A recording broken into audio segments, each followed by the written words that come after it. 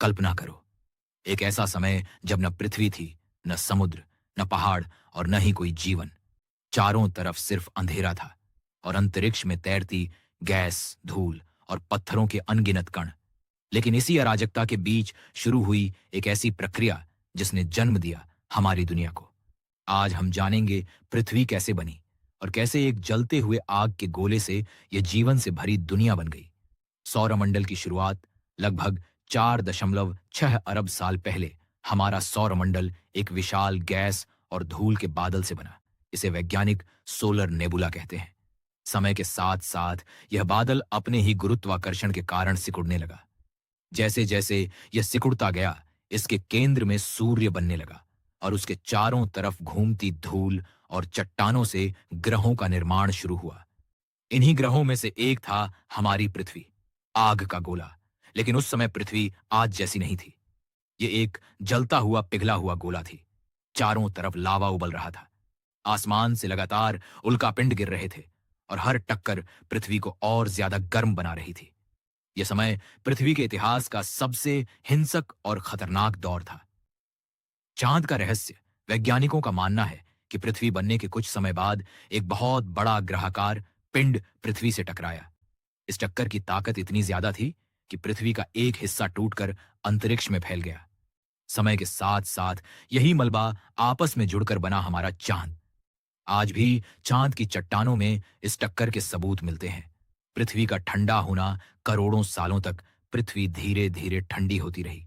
जैसे जैसे तापमान कम हुआ, पिघला हुआ लावा जमने लगा और ठोस चट्टानें बनने लगीं।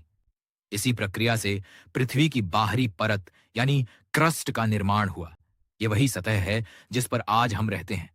महासागरों का जन्म शुरुआती पृथ्वी पर ज्वालामुखी बहुत सक्रिय थे। इन ज्वालामुखियों से भारी मात्रा में गैस और जलवाष्प निकलती थी। जब पृथ्वी और ठंडी हुई तो यह भाप बादलों में बदल गई। फिर शुरू हुई लाखों सालों तक चलने वाली बारिश। इतनी बारिश हुई कि पृथ्वी की सतह पर विशाल महासागर बन गए। पहला वातावरण। लेकिन उस समय का वातावरण आज जैसा बिल्कुल नहीं था। उसमें ऑक्सीजन लगभग नहीं थी। वातावरण मुख्य रूप से बना था कार्बन डाइऑक्साइड, मीथेन और जलवाष्प से। यानी अगर उस समय कोई इंसान होता तो वह एक पल भी जीवित नहीं रह पाता। जीवन का पहला संकेत। समय के साथ साथ महासागरों में जटिल रासायनिक प्रतिक्रियाएं होने लगीं। इन्हीं प्रतिक्रियाओं से जन्म हुआ पृथ्वी के पहले जीवों का। ये जीव इतने छोटे थे कि उन्हें केवल माइक्रोस्कोप से ही देखा जा सकता था। इन्हें कहते हैं सूक्ष्म जीवाणु। यही पृथ्वी पर जीवन की सबसे पहली शुरुआत थी। ऑक्सीजन की क्रांति। कुछ सूक्ष्म जीवों ने एक अद्भुत प्रक्रिया शुरू की। इस प्रक्रिया को कहते हैं प्रकाश संश्लेषण। इसमें सूर्य की ऊर्जा की मदद से वे भोजन बनाते थे और साथ में ऑक्सीजन छोड़ते थे। धीरे धीरे करोड़ों सालों में पृथ्वी के वातावरण में ऑक्सीजन बढ़ने लगी।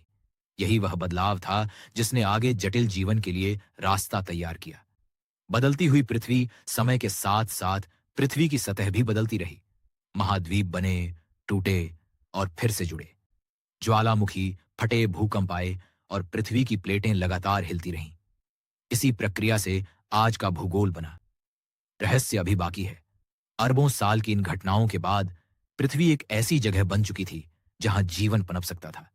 लेकिन कहानी यहीं खत्म नहीं होती, क्योंकि आगे आने वाले समय में पृथ्वी पर ऐसे जीव पैदा होने वाले थे जो इस ग्रह के इतिहास को हमेशा के लिए बदल देंगे।